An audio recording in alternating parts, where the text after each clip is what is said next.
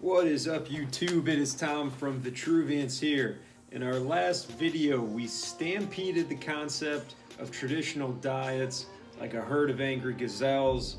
And in this video, we are going to reclaim our nutrition like Simba taking back Pride Rock. So everybody grab your gallon of illicit substances and let's get it.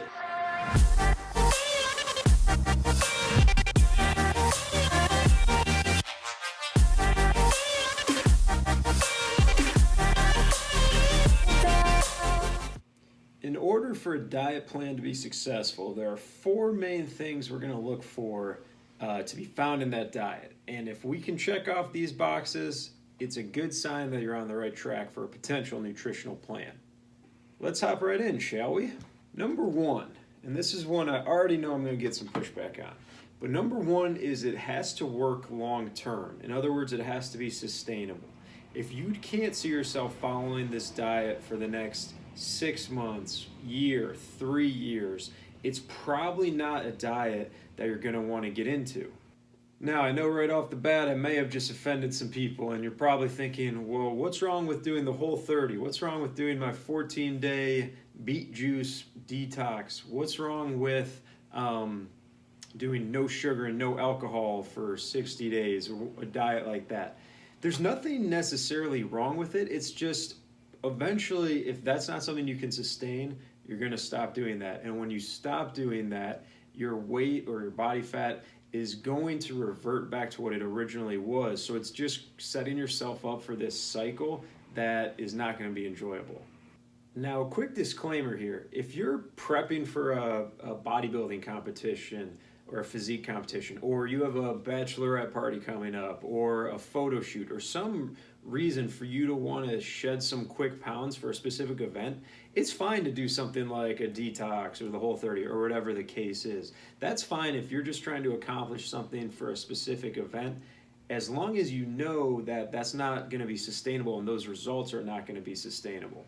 So to summarize point number one, we're looking for something that can provide you continued sustained results. What we're trying to avoid with this is that crazy crash diet where you're going to lose a bunch of pounds right away, but then you're going to yo-yo back up and you're going to go up and down and lose weight and then gain weight. We don't want that. We want something where we can be healthy and sustain a nutritional plan throughout an entire year, throughout multiple years. Second on our checklist, we are looking for something that my body does not have, and that's a little bit of flexibility. And this goes hand in hand with number one, sustainability long term.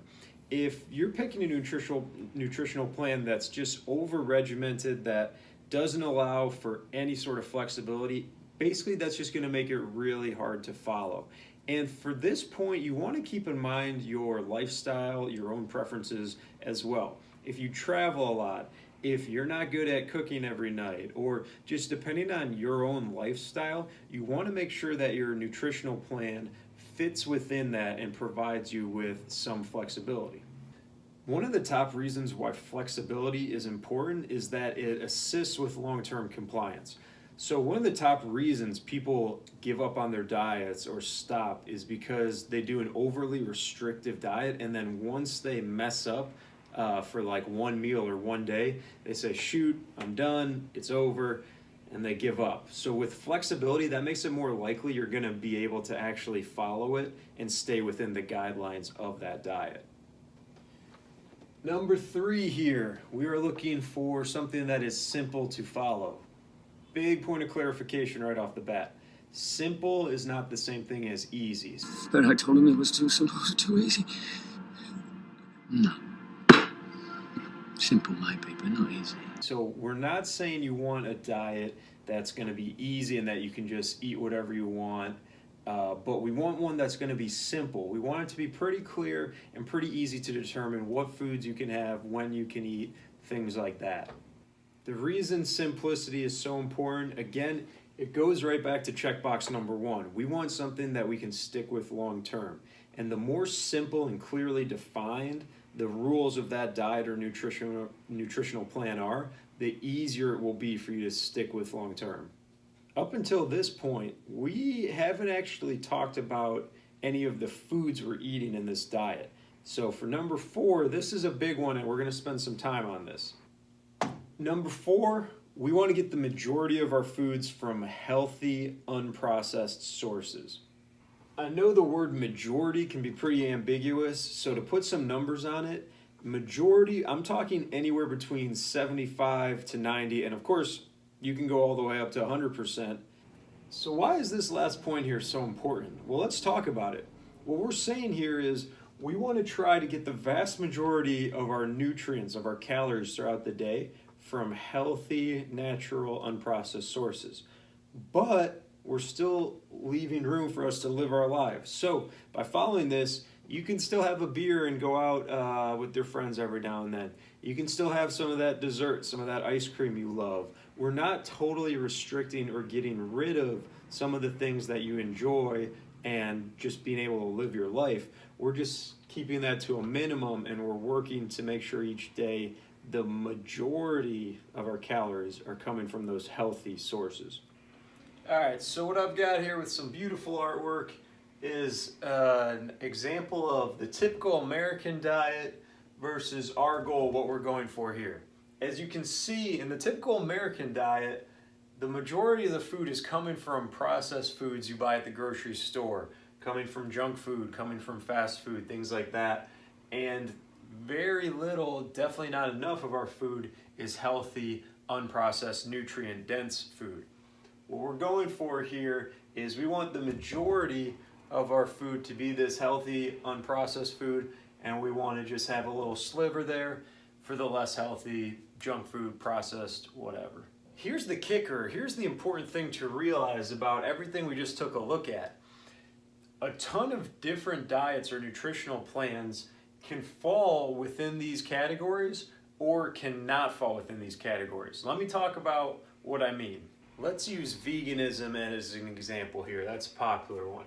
Okay, we all know that most people, if you're in a vegan diet, it's pretty easy that you could most likely do a diet in which you're eating a lot of healthy, unprocessed, fresh fruits, fresh vegetables, things like that.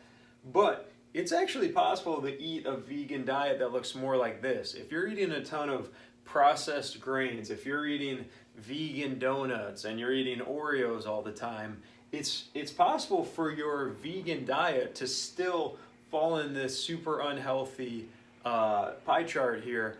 In that case, that's not what we want to do. Now, here's the key takeaway from all of this. It's super simple, but it's 100% true. The most important thing is that the food you're consuming, the majority of it, is healthy, unprocessed, nutrient-dense sources. This is the key. We want to eat healthy food. I know that sounds super simple and you're like, duh, but Americans don't do that. If we do that, we're going to see good results. So to summarize the thesis of today, when we're trying to pick out a nutritional plan, what we're looking for is something that can work long term, gives us a degree of flexibility so we can stick with it. We want something that's simple to follow, again, for that same reason, so we can stick with it. And right here, this is the kicker. We want to get the majority of our calories from healthy sources. If we can check off all those boxes, we found a diet and a nutritional plan that should be able to work for us. As always, thanks for stopping by. Hopefully you learned a little something from this video. Please like, subscribe, follow us on Instagram. Shoot me a message if you have any questions or if you disagree with anything we talked about today. Otherwise, have an awesome day. And to answer your questions, yes, I do teach art classes on the side. So if anyone wants to learn some of these skills, please reach out to me and I can help you. If anyone's interested in the Stella diet, it is pretty much carrots and cucumbers. And sometimes dog food.